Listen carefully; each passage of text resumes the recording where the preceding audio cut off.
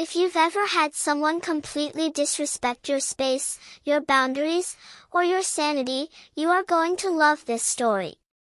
Hit that like button, subscribe, and get ready for one of the pettiest, and weirdly satisfying, revenge stories you'll hear today. Growing up, my sister and I shared the biggest bedroom in the house. At least, technically. Because by the time we hit our late teens, it wasn't really our room anymore. It was hers. Imagine opening a bedroom door and immediately smelling stale fast food, old makeup, perfume, dirty laundry, and cat litter all mixed together into one horrible cloud.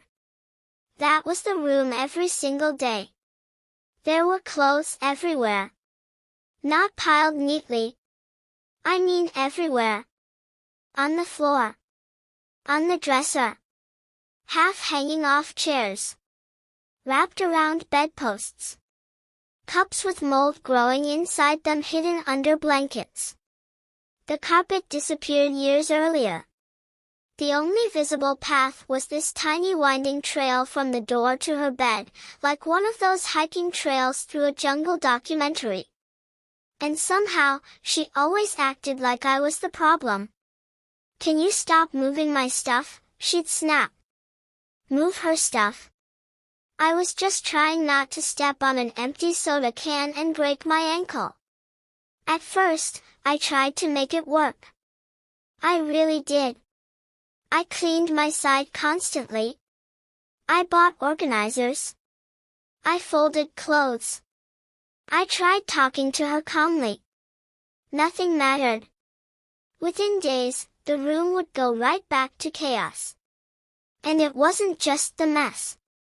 It was everything else. She'd borrow money from my wallet without asking. And whenever I confronted her, "Oh my God, relax. I was gonna pay you back." She never did. We also shared a car. Or at least that was the agreement. Except she treated it like it belonged exclusively to her. I'd wake up late for work, already stressed, run outside with my keys. And the car would be gone. No text. No warning. Nothing. Then hours later she'd stroll back into the house carrying iced coffee and shopping bags like she was returning from a vacation. Meanwhile, I'd spent the morning scrambling for rides and apologizing to my boss. Again. Every conversation turned into a fight. Every complaint became me being dramatic. After a while, I stopped fighting. That's the part people don't talk about enough.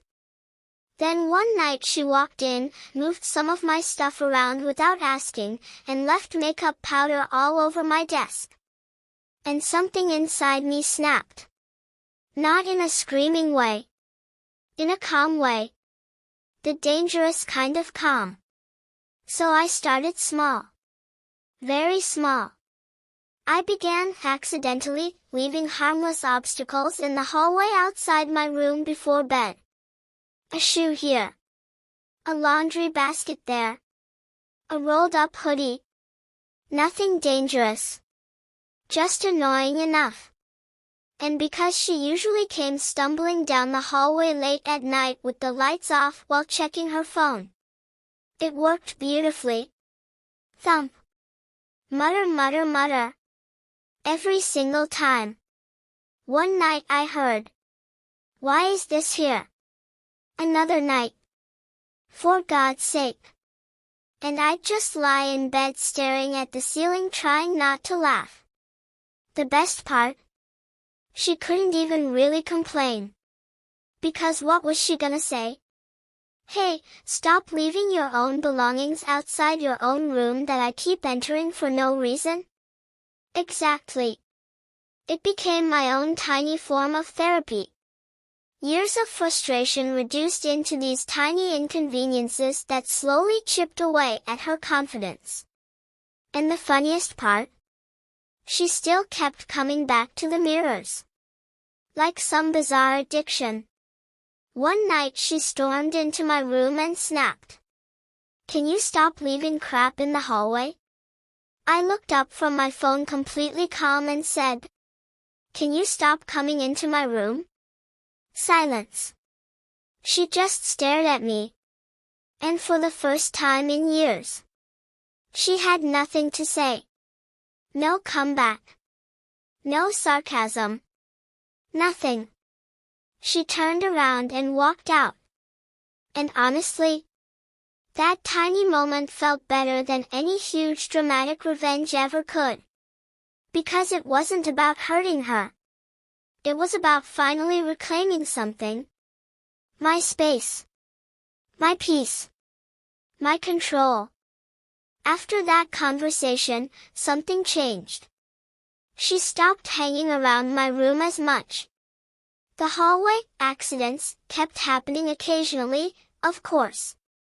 Purely by coincidence, obviously. But now every annoyed sigh from her felt different.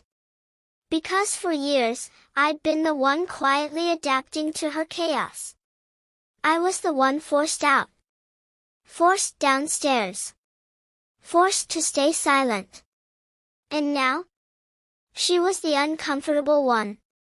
Not me. One night I caught my reflection in those same mirrors she loved so much, and I realized something kind of sad but satisfying at the same time. The room had stopped feeling like survival. It finally felt like home.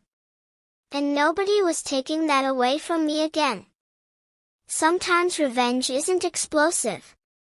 Sometimes it's just finally setting boundaries after years of being ignored. And honestly, those small victories can feel even sweeter. Because peace becomes a lot more valuable once you've lived without it. If this story made you angry, satisfied, or reminded you of someone in your own life, hit that like button and let us know in the comments. What's the pettiest revenge you've ever seen? And don't forget to subscribe for more wild Reddit revenge stories just like this one.